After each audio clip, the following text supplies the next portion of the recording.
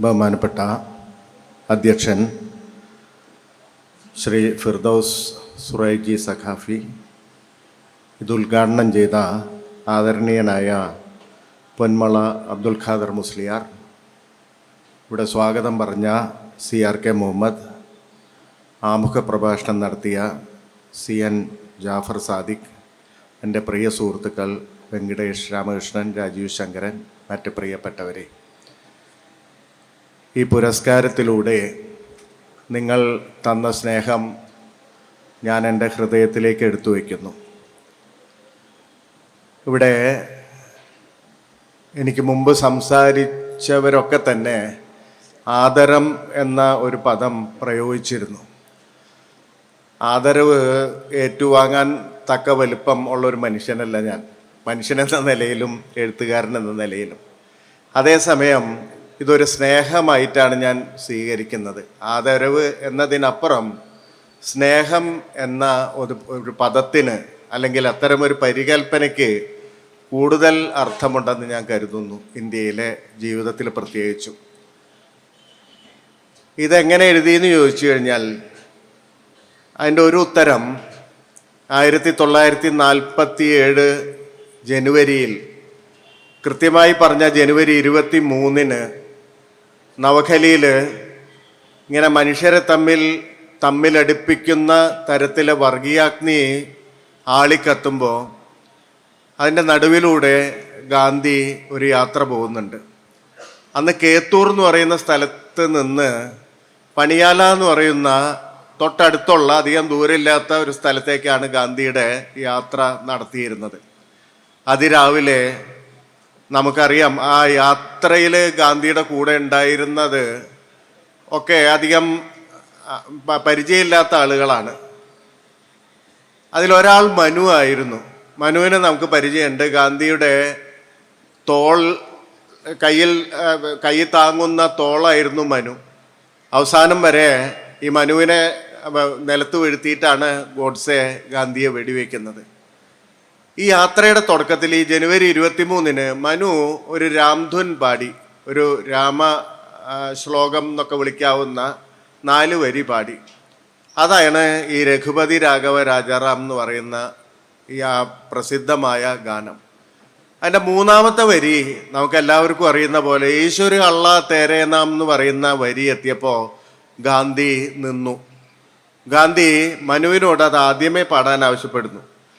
ഇപ്പോൾ ഈ RSSകാർ പറഞ്ഞുണ്ടാക്കുന്നത് ഗാന്ധി ഹിന്ദുവിൻ്റെ അല്ലെങ്കിൽ തൻ്റെ ഈശ്വരനെയും അള്ളായെയും ഒന്നിച്ചു ചേർത്ത് ഗാന്ധി ഉണ്ടാക്കിയൊരു നിർമ്മിതിയാണ് ആ വരി എന്നാണ്.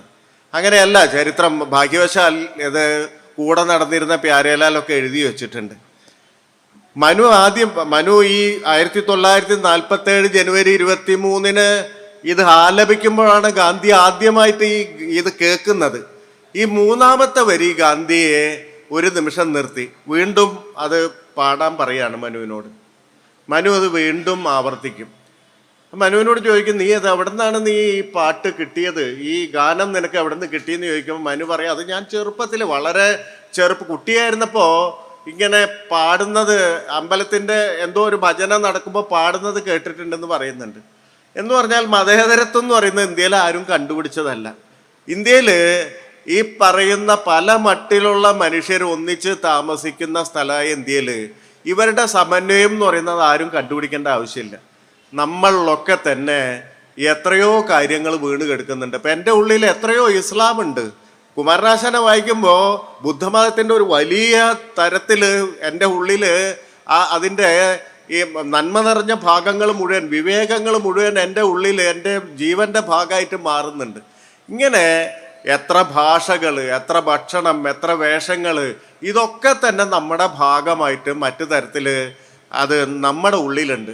അതുകൊണ്ടാണ് ഇതിനൊക്കെ വളരെ മുമ്പ് ഗാന്ധി ഈ ഈശ്വര അള്ളാ തേരേ നാം എന്ന് പറയുന്ന വരി കേട്ട് അത്ഭുത പരതന്ത്രനായി നിന്നിരുന്ന ആ നാളുകൾക്ക് എത്രയോ മുമ്പാണ് കേരളത്തിൽ ഹിന്ദുരാജ്യം എന്ന് വിളിക്കാവുന്ന തിരുവിതാംകൂറിലിരുന്ന് ഒരു മനുഷ്യൻ, ശ്രീനാരായണ ഗുരു എന്ന മനുഷ്യൻ, അനുകമ്പാ ദശകത്തിൽ പരമേശ പവിത്ര പുത്രനോ കരുണാവാൻ നബി മുത്തുരത്നമോ എന്ന് എഴുതുന്നത്.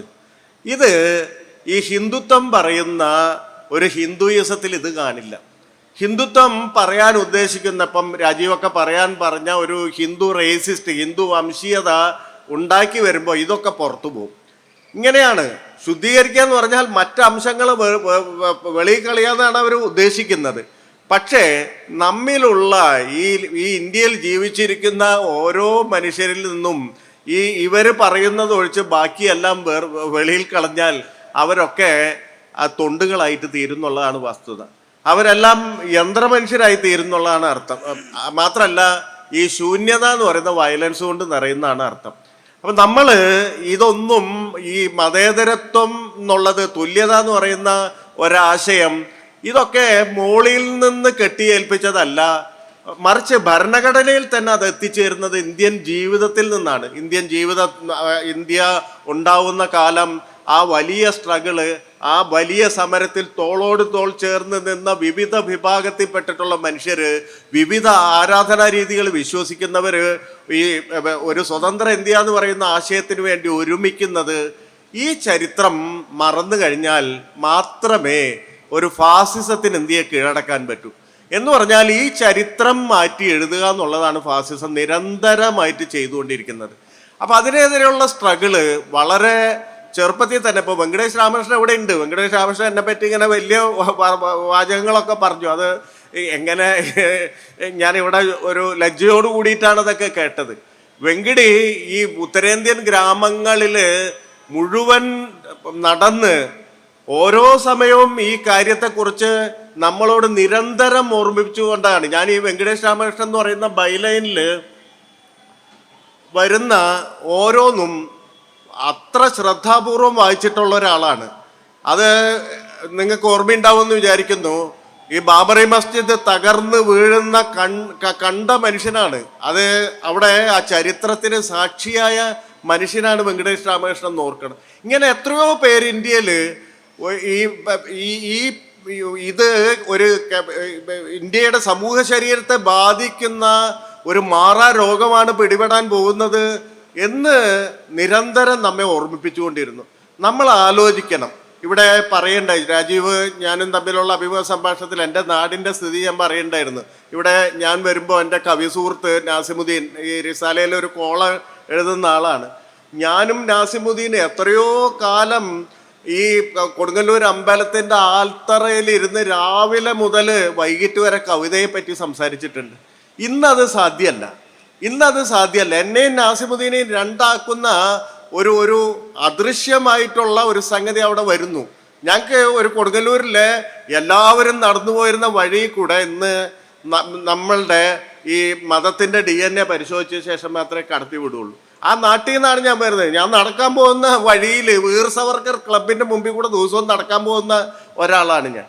അപ്പം ഇത് വളരെ പ്രധാനപ്പെട്ട കാര്യമാണ്. നമ്മൾ എങ്ങനെയാണ് ഇന്ത്യയിൽ നമ്മളുടെ സന്തോഷത്തിൽ ജീവിക്കുക എന്ന് പറയുന്നത്? ചെറിയ ചെറിയ സന്തോഷങ്ങളിലൊക്കെ വലിയ ആനന്ദം കണ്ടെത്തുന്ന ഒരാളാണ് ഞാൻ. അപ്പോൾ ആ സന്തോഷം നിലനിർത്തിയിട്ട് എനിക്കും അപ്പുറത്തുള്ള കോയയ്ക്കും ഒരേപോലെ സന്തോഷിക്കാവുന്ന ഒരു ജീവിത പരിസരം മോറോർലെസ് ഇവിടെ ഉണ്ടായിരുന്നു. ഞാനത് വലിയ ഐഡിയലാണെന്നൊന്നും പറയുന്നില്ല. ഒരു കാലത്ത് അത് ഉണ്ടായിരുന്നു. അതിനുള്ളിൽ ഒരു സംഗതി വന്ന് പെട്ടിട്ടുണ്ട്. ഈ സംഗതി എന്ന് പറഞ്ഞാൽ എനിക്കും കോയയ്ക്കും ഒരേപോലെ അപകടകരമായിട്ടുള്ള സംഗതിയാണ്. അപ്പം ഇത് തീർച്ചയായിട്ടും പറയേണ്ട സമയത്ത് പറയണം എന്ന തോന്നലാണ് ഈ പുസ്തകത്തിലേക്ക് വന്നിട്ടുള്ളത്. എന്ന് പറഞ്ഞാൽ ഈ പുസ്തകത്തിന് വേണ്ടുന്ന എല്ലാ കാര്യവും ശരിക്കും പറഞ്ഞാൽ നമ്മുടെ അന്തരീക്ഷത്തിലുണ്ട്. പക്ഷെ നമുക്കൊന്നും ഈ നമ്മുടെ തന്നെ ചിലതരം നന്മകൾ കൊണ്ടും നിഷ്കളങ്കത കൊണ്ടും ഈ വരുന്ന അപകടത്തിൻ്റെ ശരിയായ നീളവും വീതിയും കനവും ഒന്നും നമുക്ക് അത് അടയാളപ്പെടുത്താൻ ശ്രമിച്ചിട്ടില്ല. നമ്മൾ തുടർച്ചയായിട്ട് എന്താ പറഞ്ഞുകൊണ്ടിരുന്നത്? നമ്മൾ പറഞ്ഞു ഇതില്ല, ഒരിക്കലും ഇന്ത്യയെ ഇത്തരമൊരു ഭീഷണി ഇന്ത്യയെ വിഴുങ്ങില്ല. പല കാരണങ്ങൾ കൊണ്ടാണ്. ഒന്ന്, ഇന്ത്യയിലെ ഈ ഹിന്ദുമതത്തിൻ്റെ ഉള്ളിൽ തന്നെയുള്ള ജാതി വ്യവസ്ഥ. ആ ജാതി വ്യവസ്ഥ ഈ ഒരു ഹൈറാർക്കിക്കൽ ആയതുകൊണ്ട്, ഒരു ശ്രേണിബദ്ധമായതുകൊണ്ട്, ഒരിക്കലും തുല്യത അതിൻ്റെ ഉള്ളിൽ പാലിക്കാൻ പറ്റാത്ത ഒന്നായതുകൊണ്ട് ഒരിക്കലും ഇങ്ങനെ ഇന്ത്യയിൽ ഒരു ഫാസിസം, ഹിന്ദുത്വ ഫാസിസം എന്ന് പറയുന്നത് സാധ്യമാവില്ല എന്ന് നമ്മൾ നിരന്തരം പറഞ്ഞുകൊണ്ടിരുന്നു. അല്ലെങ്കിൽ ഇന്ത്യയുടെ ബഹുസ്വരത ഉണ്ട്. ഇന്ത്യയിൽ ഒരു 500 കിലോമീറ്റർ സഞ്ചരിച്ചാൽ നമുക്കറിയാം, ഏത് ദിശയിൽ സഞ്ചരിച്ചാലും വേഷം മാറും, ഭാഷ മാറും, ഭക്ഷണം മാറും, പലതരത്തിലുള്ള വ്യത്യാസങ്ങൾ ഉൾക്കൊള്ളുന്ന ഒരു രാജ്യമാണ് ഇന്ത്യ. അതുകൊണ്ട് തന്നെ ഇങ്ങനെ ഒരു ബഹുസ്വര രാജ്യമായ ഇന്ത്യയിൽ ഫാസിസം സാധ്യമല്ല എന്ന് നമ്മൾ പറഞ്ഞുകൊണ്ടിരുന്നു. എന്ന് പറഞ്ഞാൽ നമ്മൾ ചിലതരം വിശ്വാസങ്ങളിൽ എന്ന് പറഞ്ഞാൽ സ്വാതന്ത്ര്യ സമരമുണ്ടാക്കിയിട്ടുള്ള അത് നിലനിൽക്കുന്ന ചിലതരം മൂല്യങ്ങളിലും അല്ലെങ്കിൽ ഇന്ത്യയെക്കുറിച്ചുള്ള ചില സാമൂഹ്യ പഠനങ്ങളുടെ അടിസ്ഥാനത്തിലൊക്കെ നമ്മൾ ഈ ഒരു ബിലീഫ് സിസ്റ്റം, ഇതിനെതിരായിട്ടുള്ള ഒരു ബിലീഫ് സിസ്റ്റം ബിൽഡ് ചെയ്തുകൊണ്ടിരുന്നു. അവരത് പതുക്കെ പതുക്കെ പതുക്കെ തകർത്തുകൊണ്ടാണ് യഥാർത്ഥത്തിൽ ഇന്ന് ഭരണത്തിൽ ഇരിക്കുന്നതെന്ന് ഓർക്കണം. എന്ന് പറഞ്ഞാൽ നമ്മൾ കുറേ കൂടി ഒരു വലിയ തരത്തിലുള്ള ഒരു ഇന്ത്യയിലെ ജനങ്ങളെ ഒന്നിച്ചു നിർത്തുന്ന സ്നേഹത്തിൽ അധിഷ്ഠിതമായിട്ടുള്ള ഒരു സാംസ്കാരിക രാഷ്ട്രീയം തുടർച്ചയായിട്ട് പറഞ്ഞുകൊണ്ടിരിക്കേണ്ട ഒരു കാലമാണത്. അതുകൊണ്ടാണ് നമ്മൾ ഈ വെറുപ്പ് ഉൽപ്പാദിപ്പിക്കുമ്പോൾ, വെറുപ്പ് നിരന്തരം ഉൽപ്പാദിപ്പിച്ചുകൊണ്ടിരിക്കുന്നത്. ഒന്നും ആലോചിക്കേണ്ടത്, ഞാൻ എന്നും ആലോചിക്കാറുള്ള ഒരു കാര്യം, നമ്മുടെ ആദ്യത്തെ പ്രധാനമന്ത്രി ജവഹർലാൽ നെഹ്റു ഈ അവസാന ദിവസം മരിക്കുന്നതിന് തൊട്ട് മുമ്പ് ഒരു കവിതാ പുസ്തകമായിരുന്നു തലയ്ക്ക് അടുത്ത് വെച്ചിരുന്നത്. നിങ്ങൾക്ക് അറിയാം, അത് വളരെ പ്രശസ്തമായ റോബർട്ട് ഫ്രോസ്റ്റിൻ്റെ കവിതയാണ്. നമ്മുടെ കടമ്മനിട്ട രാമകൃഷ്ണൻ മനോഹരമായിട്ട് വിവർത്തനം ചെയ്ത മനോഹരം മഹാവനം ഇരുണ്ടഗാധമെങ്കിലും അനേകമുണ്ട് കാത്തിടേണ്ട മാമക പ്രതിജ്ഞകൾ, അനക്കമറ്റു നിദ്രയിൽ ലയിപ്പതിനു മുമ്പിലായി എനിക്കതീവ ദൂരമുണ്ട വിശ്രമം നടക്കുവാൻ എന്ന് കടമ്മനിട്ട രാമകൃഷ്ണൻ പിൽക്കാലത്ത് തർജ്ജമ ചെയ്ത റോബർട്ട് ഫ്രോസ്റ്റിൻ്റെ ആ കവിത വായിച്ച് ആണ് ഈ പ്രധാനമന്ത്രി, നമ്മുടെ ആദ്യത്തെ പ്രധാനമന്ത്രി നിത്യതയിലേക്ക്, മരണത്തിലേക്ക് പോകുന്നത്. ഇന്ന് ആ കസേരയിൽ ഇരിക്കുന്നത് ഗുജറാത്തിലെ രക്തപ്പുഴയിലൂടെ ഒരു വെറുപ്പിൻ്റെ രാജാവായി കടന്നു വന്ന ആളാണ് എന്നോർക്കണം. ഈ പരിണാമം നമ്മുടെ മുന്നിൽ വെച്ചാണ് സംഭവിച്ചിട്ടുള്ളത്, നമ്മുടെ ഇന്ത്യയിലാണ് സംഭവിച്ചിട്ടുള്ളത്. അതുകൊണ്ട് അത് ഒരു ദേശത്തെ സ്നേഹിക്കുക എന്ന് പറഞ്ഞാൽ ആ ദേശത്തെ ഭരണാധികാരിയെ സ്നേഹിക്കുക എന്നുള്ളതല്ല. ആ ദേശത്തെ ഭരണവ്യവസ്ഥയെ വിമർശനാതീതമായിട്ട് വാഴ്ത്തുക എന്നുള്ളതല്ല. അല്ലെങ്കിൽ അതിനുള്ളിൽ നടക്കുന്ന അത് തന്നെ, ആ ദേശം തന്നെ അതിൻ്റെ ജനതയോട് ചെയ്യുന്ന ക്രൂരതകളെ കണ്ണടച്ച് കാണാതിരിക്കുക എന്നുള്ളതല്ല. മറിച്ച് ഒരു ദേശത്തെ സ്നേഹിക്കുക എന്ന് പറഞ്ഞാൽ ആ ദേശത്തിന് മേൽ വന്നു വീഴുന്ന ഭരണവ്യവസ്ഥയെ നിരന്തരമായിട്ട് വിമർശിക്കുക എന്ന് കൂടിയിട്ടാണ് അർത്ഥം. കാരണം ദേശജീവിതം എന്ന് പറയുന്നത് ഭരണവ്യവസ്ഥ വന്നും പോയും കൊണ്ടിരിക്കും. അതുകൊണ്ട് ഈ ദേശജീവിതം എന്ന് പറയുന്നത് കുറേ കൂടി നമുക്ക് വിലപ്പെട്ടതാണ്.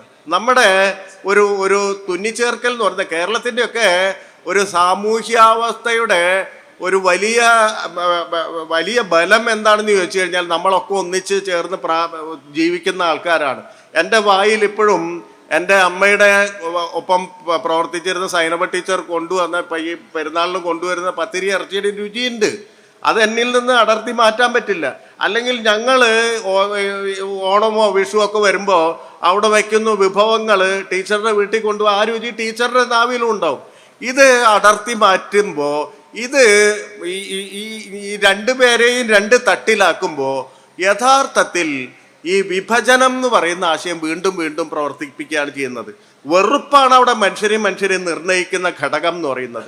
ഈ വെറുപ്പിനെതിരെ ഉള്ള ഒരു എളിയ ശ്രമം ആണ് ആ പുസ്തകം നിർവഹിച്ചതെന്ന് ഞാൻ കരുതുന്നു. ആ പുസ്തകത്തെ നെഞ്ചിലേറ്റിയവർ വലുതാണ്. ഇപ്പം SSF പോലുള്ളൊരു കൂട്ടം എനിക്ക് വിസ്മരിക്കാൻ പറ്റില്ല. കാരണം ആ പുസ്തകത്തെ അത് എത്രമാത്രം പരത്തി. രാജീവാണ് റിസാലയ്ക്ക് വേണ്ടിയിട്ട് ഒരു പ്രധാനപ്പെട്ട ഈ പുസ്തകം വന്ന ഉടനെ ഒരു ഇൻ്റർവ്യൂ ചെയ്യുന്ന രാജീവാണ്.